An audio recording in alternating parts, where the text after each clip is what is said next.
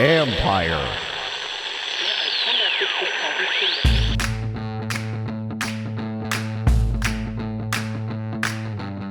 Hello and welcome to my podcast. Do me a favor, subscribe to the John Keim Report. Wherever you get your podcast, you're watching on YouTube, hit that like button, hit that subscribe button. You can find us there as part of Empire Media. That's A-M-P-I-R-E. Always much appreciated when you tune in. And don't forget, you can always read my work on ESPN.com.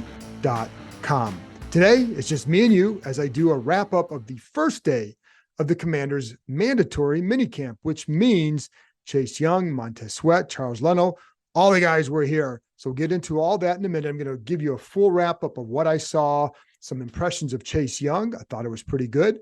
But I'm going to give you one little reminder with the Josh Harris group is going to meet with the NFL's Finance Committee in New York on Wednesday. Now, my understanding is that they're obviously going to work through a lot of the issues just to see where they're at. My understanding is that Harris has been working with the NFL, going over the offer to kind of get it in compliance with with their guidelines, and they'll meet to see where things are at. This is a typical standard procedure as far as the meeting goes. It's not some emergency session. They're always going to meet with the prospective owner at some point during this process, get to know them, ask them about, what's going on, what are your plans for a stadium? How are you going to finance it? All that good stuff. Anyway, that happens tomorrow. Again, with the timeline, still very fluid. That's all you need to know. Let's get to the field. So let's start with Chase Young because he was back. Now, again, he and Montez Sweat did not appear or did not attend the voluntary OTA sessions. They had not been here since really the first week of the workouts. So it had been a while, but they've been working out together out in Colorado. So it's not like they weren't doing anything. Again, it's voluntary. It wasn't about the contract or their contract situations. And so they were here today. Again, mandatory, big deal. But you know all that. So how did Chase Young look? And I didn't really focus a lot on Montez Sweat because Montez Sweat isn't coming off an injury situation. And even though for Chase, it was a year and a half ago, he's still kind of getting back to where he was and who he was. Sweat, we know who he is. He's got to go out and produce and finish more plays. He's going to be a very good run stopping end. He's going to cause some pressures, et cetera. Just got to finish a little bit more, but he is we know where he's at. With Chase, you kind of want to see where is he at coming off that knee injury, having played 3 games at the end of the season. So during individual drills, he looks spry. You would expect that given that there's just an athletic situation, you're going over bags, doing this and that. But he looked spry and he looked quick, energetic, looked like himself, sounded like himself, would do the singing and a little bit of dancing while he was waiting in line for his turn. One time saw him go for 1 rep and wanted to get right back in line, get to the front of the line to go for another rep right away. That's always a good sign to see. So that was some of the early things there, singing, dancing, all that good stuff. He was himself.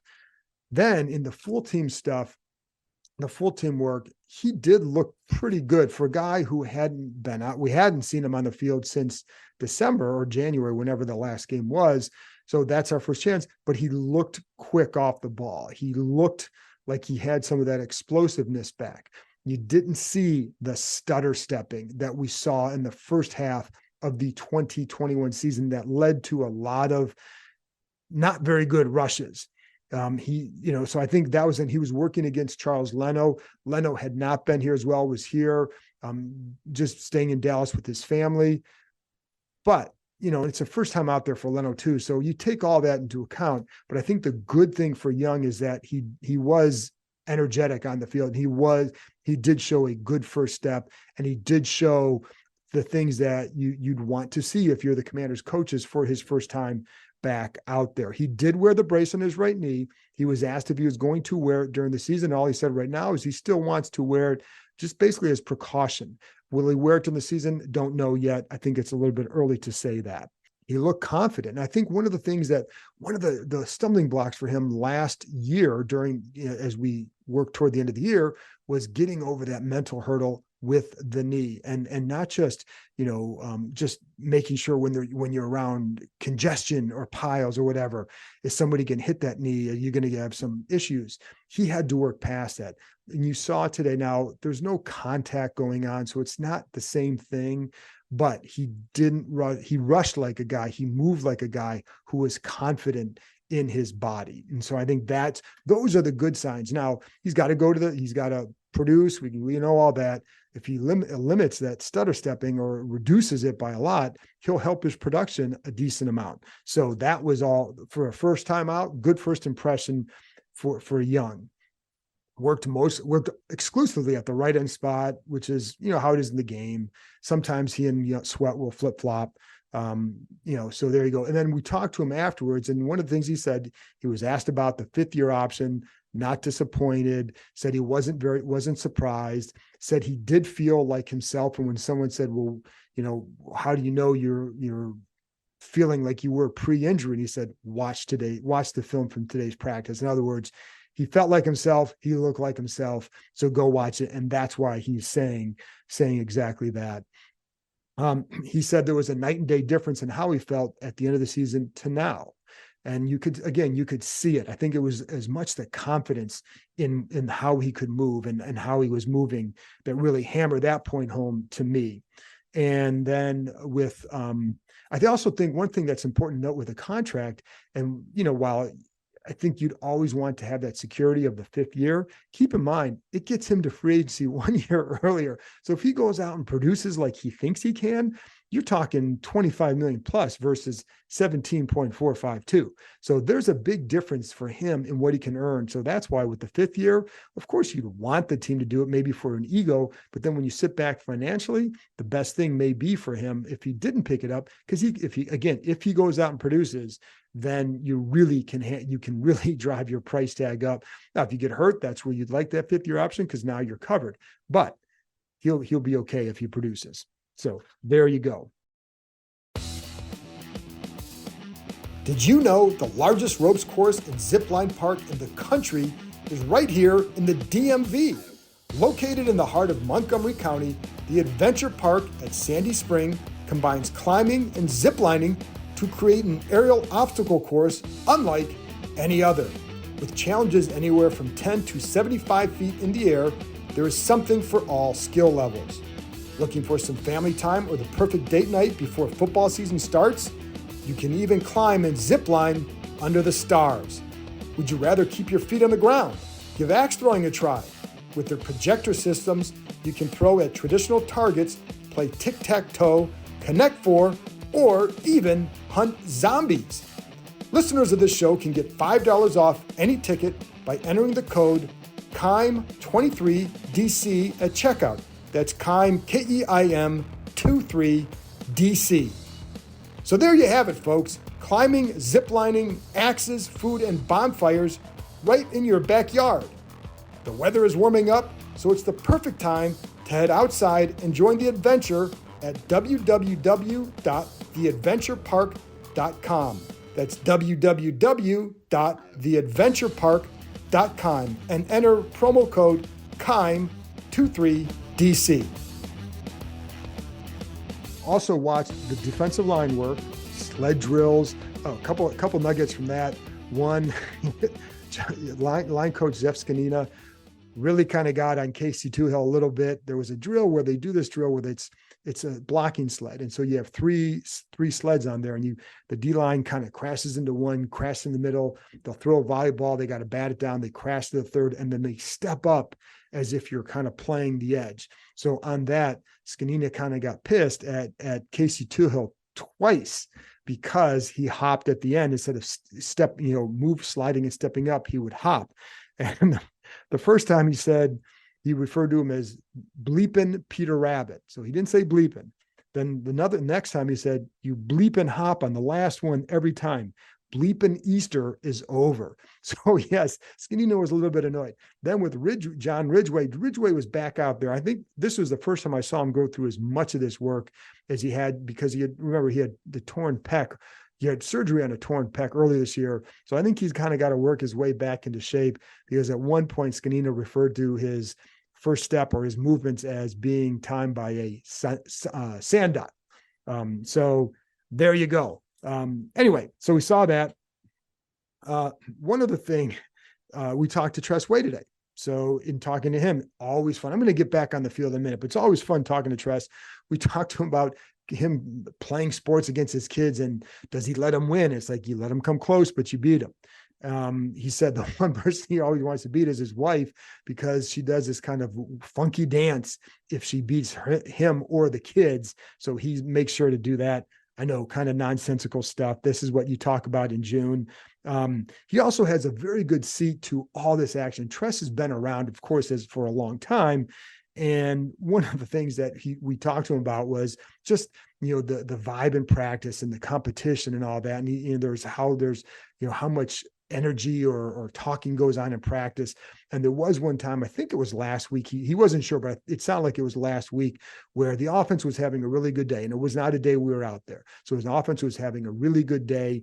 And John Allen just kind of stopped practice and loudly reminded them, there's no pass rush going on. If there was, it'd be a lot different. And nobody questioned him. He said, that's why John Allen is a leader here. He's always got that competitive mindset. And just a reminder that, hey, we're keeping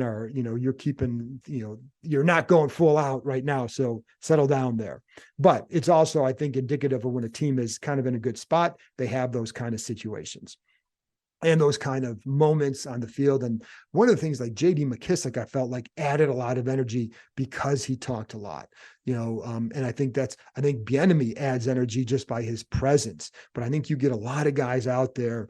Emmanuel Forbes, I think, is going to be that kind of a guy. But one of the things that Rivera talked about last year that I think you'll probably hammer it home again this year is don't just talk trash to your offense. These are your teammates. They can help you win. Encourage them. Say something positive if you see something positive. And I saw that last year. I saw that especially out of Montez Sweat. You would hear him compliment a tight end or something like that if he's on the sidelines watching a play. It wasn't just about praising his defense and talking trash to the offense. It was, hey, that was a really good play. Really good job here. I think that stuff is important as well. Anyway, another guy I want to talk about, Cole Turner. One of the things he told us after practice is that he trimmed his body fat from 14% to 9%. So that you would think that will translate into a little bit more quickness. And I did see him in some red zone drills earlier this spring, do a really good job in that short area quickness, short spaces inside the red zone. I think that's, that would be an area that he can help in. He's got the size. We know that he's looked good this spring. I think it's just a reminder that for all the talk about, they should have taken a tight end, the development is key here. And if he develops, if Logan, these are all ifs, and that's the hard part, is if he develops, and there's been no reason to, he certainly looks like it, if Logan Thomas is healthy, and he's looked pretty good. And then if Curtis Hodges can develop, then that's really good for them. Now, those are all three ifs, and not all the ifs are always going to hit at the same year. But Cole Turner, to this point in June, has had a nice spring. By the way, he dusted Troy Apke in the slot one time, and I know what you're going to say there, but it was a good move by Cole Turner to get open. And it was like, when I say dusted, it was by a good 5-6 yards, and again out of the slot. See, catch of the day belonged to, and I wrote down. Oh, that's right, Mitchell Tinsley. He had the catch of the day, and this was from Jake Fromm down the left side, kind of a reaching, lunging grab where he falls to the ground, grabs it. Just a nice job. Good throw by Fromm, but also a really good catch by Tinsley. Jamin Davis worked an individual, and then he was off to the side again. He had the procedure on his knee, and it was his right knee. He said it was something that bothered him during the offseason, and he waited up, and he was hoping that rehab and rest would take care of it. But when it didn't get better before they came back for their OTA sessions in April, he went ahead and had the procedure done. But, he's going through individual drills. So when he gets back, I don't know, certainly not expecting it this week. But for training camp, you would think he'd be good to go. And I think, people always ask, why did you wait to have surgery? He waited because he wanted to see if other stuff would help first. Again, rest, recovery, rehab. And when it didn't, then you go ahead and get it done. I'll be curious to see how he handles, too, the one-on-one competitions against running backs. The other thing is, I'm sorry, let me take that back. him and also Khaleke Hudson, because Khaleke Hudson has been filling in for Davis during the team drills. And Hudson's the guy I'm really curious to see how he handles those one-on-one situations with running backs, because that's going to be a big part of his game. He had a really nice last game to the year. Can he build on that? That's what training camp is going to reveal. Let's get to the quarterback. There's always a big deal. So I got a few minutes here on Sam Howell. And by the way, Ron Rivera said today, it's like he was asked, like, do you view this as a competition? Well, yeah, he does. Of course you do, because they haven't, you can't say that it's not, because Howell's still, they have been very, very clear. He has been very clear from the beginning that Howell goes in as QB1, but he's got to earn the QB1 for the season. It's how it should be. But the key is, as he said, they feel very, very good about where Howell's at, and they have a lot of confidence that what Howell can do. So while, you have to say at this point that it's a competition, because if he didn't, then it'd become a bigger news story that, oh, he's already decided it, and people say, why? So this is where it's at. But Howell has always been the first guy with all these drills, and the whole key is, if he continues to progress, then they're going to be okay with who their starter is. Trust me. So now, when you're looking at a young guy, and he is obviously a young guy with one career start, there's going to be ups and downs. And we've seen it. And we saw the first week of OTAs were here. I thought the day we were out there was pretty good. But there are still some hiccups even there. Last week, a few more hiccups. Today, it looked like some up and down, but you should expect that, because they're facing a good defense. And there's all sorts of things with offensively that you wonder how that affects what's going on, especially for a young quarterback, learning new terminology, learning a different way to look at the defense from an offensive coordinator's perspective, what they want. Now, even though there's similarities between the offenses they run, there's still going to be some adjustments for him. So, and the other part is how much of the install they have, and they kind of go heavy install. And so your brain gets a little bit clouded sometimes, and maybe that affects the play. Maybe I'm making excuses for him, but I also know that that's a reality for young quarterbacks when they're learning. So not every time where if there's a couple mistakes doesn't mean he's had a bad day or anything like that. It just means that's part of the growth, but it's also what else is going on that could affect that. And sometimes it's just a bad throw. Sometimes it's just a bad decision. Again, learn, progress, grow, fine. So with all that in mind, keep that in mind. So a few things today. There were a couple plays where, he missed a guy deep. He missed McLaurin deep. McLaurin had gotten by Emmanuel Forbes, just ran by him down the right side. I think Forbes was expecting him to maybe cut a little bit, didn't do it. Forbes eventually kind of lost his footing.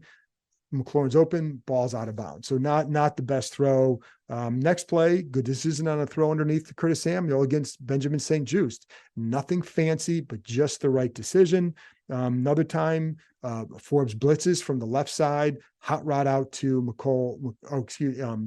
Marcus Kemp on the right side. Another time, we had this one little three-step drop, slid in the pocket to the right, created a little opening for himself, and hits Logan Thomas just going across the middle to the other side. He wasn't throwing back across his body, but it was leading him into more yards going the opposite way. Just a good little movement in the pocket there for Howell. I think that's one of the things that I've seen from him that I've liked, but that's what he showed in college, and it's what he showed in his one game in his action last year, because he showed that in the preseason, but he also showed that in his one start against Dallas. Another series, there were a couple times where he badly missed some throws. Now, again, why is that? That's what I don't know. We see the end result, but sometimes you don't know what led up to that, the process of it. Sometimes you could just be a bad throw. There were a couple in a row. The second one, there was one down the middle of the field to Curtis Samuel. I don't know if there was confusion on the play because it was so off. And like, how isn't, when he's off, he's not usually that far off, but he airmailed this one. And so I wonder if he was expecting him to do something a little bit different, or again, if he just made a bad throw, but it was an unusually bad miss by Howell. So that's why I kind of note it, where it's like, well, again, I'm not talking to him after every play or after every practice to find out, why'd you miss that throw? It's noted. And again, you have to know, you need more information to fully vet out why something happened. And that's something that I always like. Later on, you find out more information from people, and which is my job. but it helps to form better opinions and not just go by always just what, you have to go by what you see, but sometimes there are things that lead into that you have to understand as well. Another one, he on the next play after that airmail to Samuel, he threw an out to Dax Milne, too low and inside, and Rashard Wildgoose tips it up, and Khaleke Hudson picks it off. So like you see that another time later in the practice, tries to hit a receiver on a deep ball hits off Quan Martin's helmet. And then Christian Holmes makes a diving pick in the end zone to finish the play. So like but that's just a miss. That's to me, that was a timing thing. Now on that one, it certainly looked like the receiver was covered, and you would have had to have put a really good throw in there, but an aggressive throw. And sometimes you see what you can do. But then, there were times in the 7-on-7s, especially where I thought he was pretty good and, accurate, more in rhythm. And I think that's what you want to see is he throwing in rhythm? And certainly in 11-on-11, you're not always going to get that because the defense looks pretty good. And I think those young secondary guys, Forbes, Quan Martin, are really going to help this team. And I think it gives the offense a really good look at this point, and a guy like Howell. There was another time, one of his last throws I really liked. It was a slant to De'Ami Brown, just a good job with the design of the play because it hits Brown on a little slant right to the middle, and there's an opening, and Brown would have run for a while after that. So I think that was good. I think the other thing is too, and one thing I want to note that I like what this offense has shown is the screen game. And there were a couple times where he executed the screen game. One time was a throw to Brian Robinson. Robinson had a wall of blockers, one defender, would have had a big gain. And then another time he hits Terry McLaurin on a screen to the other side that would have been a good gain as well. And again, I think one of the things they really botched last year, and sometimes it was the linemen who they had in there just weren't good enough to get out there. Sometimes it's how it's set up, but the screen game just wasn't as effective. Some of the tight end screens were, but overall it wasn't as effective. Bieniemy coming from Kansas City, where they ran the screen game very well, I think it's going to be a much improved situation. Jacoby Brissett, just a couple minutes on him. We've talked to him again, his second time. I think we've talked to him since he signed here. Just a professional, comes across very well. Getting more, I think, in rhythm. And one of the things, it sounded like he had played in this offense. He's played in this offense before. He really has, and he's played in similar style of offenses, but not in this particular one. So I think he's still getting used to some of that stuff. I think he's getting more comfortable. He looks like he's getting more comfortable. And again, I pointed out a couple of weeks ago how he was tucking and running more in 7-on-7. Well, you're not seeing that as much. That's progress. So that's where you say, okay. And I know that they, even Ron Rivera said they talk about Brissett almost as much as they talk about Howell behind closed doors. So they really like what they have in their quarterback situation. And I think they should. I think this is shaping up to be a good situation, especially with the first two guys. The other thing, what you don't see with Brissett much of, at least when we've been out there, are the picks. And I think he does a good job taking care of the ball. Sometimes it's not forcing it. Sometimes he's not as aggressive. Sometimes he's just good at putting the ball away from danger. So for example, if the defender's closing in up high, he might get the ball down low so the guy can get down there and make the catch, to a side, does it, just really, but usually low, almost like a pitcher with a 2-strike count. You're going to throw it low and away, get him, away from danger. And that's what he does well. So that's another thing. He had he also did a good job today with his hard counts and got the defense to jump at least one time. So that's, again, professional guy, just a good guy for this team to have. So if Howell doesn't win the job, then they should be covered with him and at least be in a decent spot. I still think I like where Howell is going or can go. And I like how it's, if you're the team, I think they have to be encouraged by how guys respond to him and how guys seem to be excited by what they see in him as a quarterback, even on days that, again, it's not, they can process how things are. They don't just go by the end result, but anyway, that's all you need to know. A couple O-line combinations, and I'm going to get out of here. You had Leno working with the starters. Of course, that's what he is. Ricky Stromberg was working at center with the twos during some of the full team work. That's an elevation for him. And, so that's what you would expect. And I did think I saw, and I wanted to double check this, but I'll double check it, but Braden Daniels looked like he was working at left guard a couple of times. I say look like, because sometimes you're focusing on other stuff. I'm like, wait a minute, did I see that right? And you write down the number. So I do think that's what it was. So, but that's where he should be working at at tackle and guard. So, if and he was next to Aaron Montero, who is a tackle. So there you go. And that's it. That's all for me. That's a long wrap up, folks. I'll be back with another one after Wednesday's OTA practice. So talk to you next time. Thanks for tuning in.